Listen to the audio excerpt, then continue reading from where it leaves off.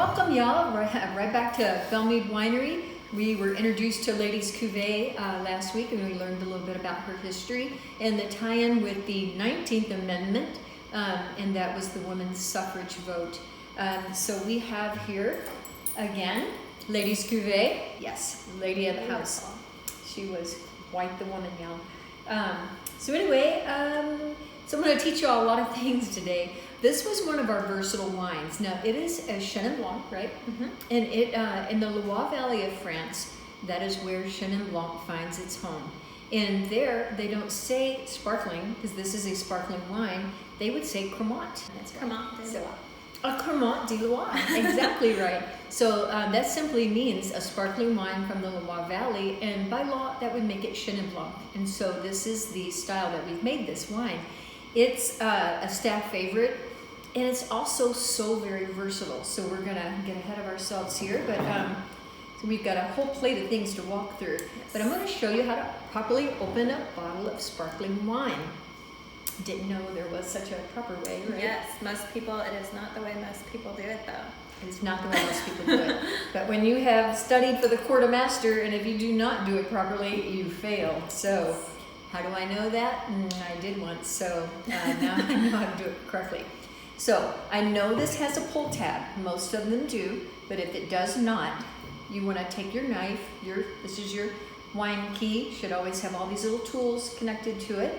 So you want to make a cut around, just like we did when we opened a bottle of still wine. So two kinds of wine, still and sparkling. And again, you're still going to want to make that cut right across the top. And that capsule should, in a perfect world, pop right off there. So, so now we don't need this, right? This gets put away. Now we've got the little tab. Now the tab, it is 6 turns. You want to count them? Yes. 1, 2, 3, 4, 5, and 6. Now you keep your thumb on that cap now, because you don't know if this cork is ready to go or if it's going to be a tight cork. We just really don't know, and you don't want to put somebody's eye out. Yes. Or break a window, or shoot grandma across the table at Thanksgiving. So then we are going to take our handy dandy serviette, and we are going to cover that, and we are going to hold the top and turn the bottom. In the Court of Master, you learned that a bottle should be opened with a whisper, not a pop. So let's see if I can make it whisper. You want to take a bet? Yeah? Yep, you got it. Got it? I almost have it, I can tell. And, oh boy. I can feel it's about ready, and you want to lean into it when you feel that, and let some of that gas out, and perfect. As much as we love those pops and everything, that's definitely a safer and more effective way to open it. Yes, everyone loves the pop, right? And I actually have savored them open before, but we will not be doing that here. And then to pour, there's also a proper service for pouring. Now that is, you want to pour in a steady stream. You think I'm on camera here? So, yeah, you are. Okay, so I'm going to pour in a steady stream. That way the bubbles don't rise up and spill over the side. And then you have a proper pour. Now, not only do you have a proper pour, we are going to learn how to handle a wine glass properly. So, one is this. Always handle wine by the stem. Yes, that's my mantra. Mm-hmm. Handle wines by the stem, y'all. And the other thing is, you don't swirl the sparkling wine because it kills the bubbles. You want to keep the bubbles lively, and swirling them just kills them. So this is nice and sparkling. It has a nice little mousse on it. Yes, very lively sparkle. Ooh. So gorgeous. So cheers to your empty glass. Or empty glass. Mm-hmm. So and to taste. Might pour a little bit to smell. Oh y'all, this is a staff favorite. The aromas on this are sort of like a baked apple, but just a subtle baked apple. So you also have a little bit of lemon, and you have some bitter almond. So this is a sparkled Chenin Blanc. We also have a still Chenin Blanc. So Chenin Blanc is unique that way. It can be oaked or unoaked, sparkled or still. It can be sweet or dry. So ours are dry. This is actually would be considered off dry because the acid level is high on this. So there's a tiny bit of residual sugar just to balance out the acid, but you really can't taste sugar when you taste this wine. The reason you also don't want to swirl it is so the bubbles can kind of come up and get into your Yes. nasal cavity. Flutes were designed so that the bubbles travel through the wine and then pop right under your nose, and so that you get, and it brings the aromas there. So yeah, that's why the flutes were invented. So this has a little bit of tannins from the oak barrel, and it has very light oaking. It's not like you can actually taste oak on this. It's more like an almond flavor, which makes it even more delicious. So ready to start pairing this up? Okay. Yes. And I don't know if we've done the acid test here on camera. So when you are pairing wine and food, especially white wines or rosés, it's always good to know how much acid the wine has. Now, acid is what makes a white wine lively and dance on your tongue, and it's what gives it its, sparkle, zazz. But without acid, a wine can be called flabby, and this one is anything but. Yes. It's high in acid. But I love to teach everyone this little acid trick. So the more acid a wine has, the more it causes you to salivate. So we're going to take a sip of wine and swallow. And I'm going to lean over and open wide, and I promise you, it'll because it's high in acid. Yeah. It's going to be messy here for a second. So here we go. Sip. Swallow and lean over, and oh my gosh, I'm drowning. Okay, instant reaction, high in acid. So that high acid level means it's going to pair well with all of these foods on this plate. And we've got a nice array of things here. So let's start with the cheese. Now this is blue Gouda. These are again Kenny's, and it's a Gouda cheese infused with blue. So it's not a blue cheese, it's Gouda, but it has that funky blue cheese flavor. And you can see the veins running through right here. So have a bite of that. One of my favorite cheeses. It's so bold. And people that don't like blue cheese always say how much they love this. Now, chew the food, swallow, leaves a coating on your tongue. Go back to the wine, and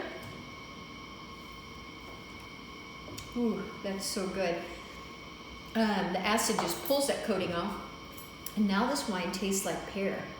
Where'd that come from? Very ripe pear. I didn't smell it on the nose, but boy, it is so present right now. Second thing I'm going to pair this with, we have a goat cheese here from Noble Farms, and it's a local producer, so it's not real funky goat cheese. Yeah. You know how sometimes goat cheese smells like a goat, tastes like a goat smells, which is not pleasant. It's very versatile. I would say this does appeal to a lot of people. Yes, and this is infused with cranberry and honey, so delicious. So a bite of this, and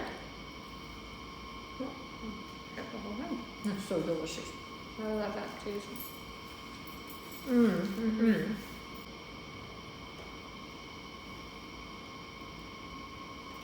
It's so amazing how changing food changes flavor. So now I have a little bit of the funky goat cheese going on, but mostly I have berries. It's like, it's not even like the cranberry that's in it. It's like a strawberry honey sort of a flavor. It's delicious. It's so versatile.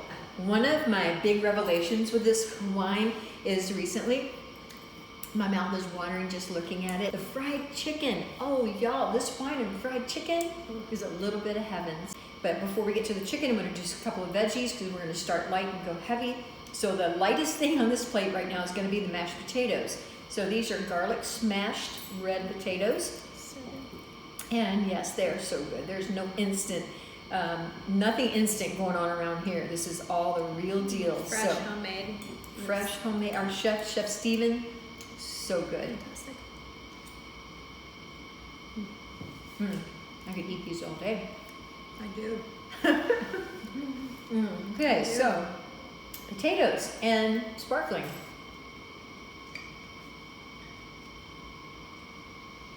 So delicious. Almost makes it taste sweet. In the song world, we always say, when in doubt, order bubbles, because bubbles, when you sparkle a wine, it raises the acid level, also raises the alcohol level a little bit, makes it pair with so many things. Now, next we're going to have our fried okra.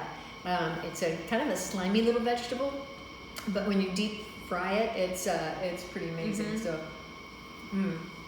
I typically only like it fried. We take healthy food and, fry it. Why this works is that fatty, the grease that it's fried in. I know it's a bad word. The acid in this is going to cut right through this and get that nice vegetal flavor out of here. So this wine pairs with so many beautiful fall flavors. So while it loves all of these great fried veggies, it also loves like pumpkin bisque, butternut squash. I love it with rotisserie chicken. It's so good. But speaking of chicken, yep.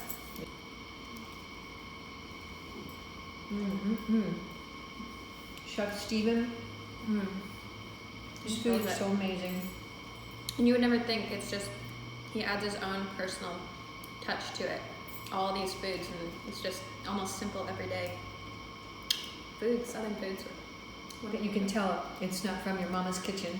It is from Chef Steven. All right, that's delicious on its own, but this, y'all, a little bit of heaven.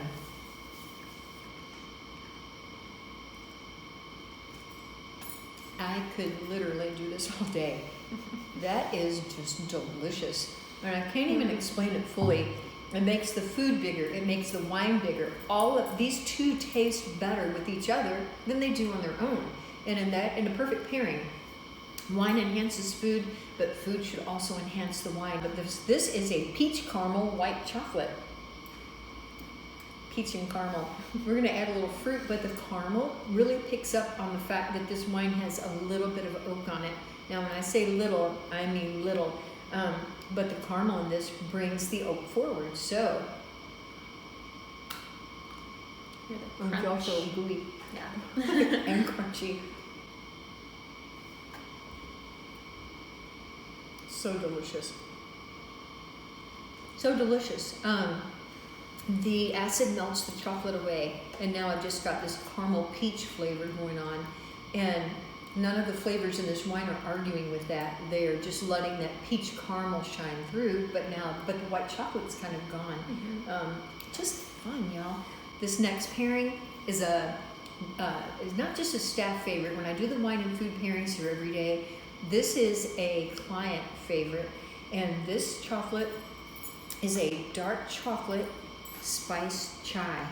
Now, when I say this wine loves the flavors of autumn, it truly does. So anything that has like, cinnamon or cloves or any of that warm spices. Yes, those warm spices of autumn. How do you say it? Chai. To my knowledge. Dark chocolate through and through. But it tastes just like a spiced chai latte.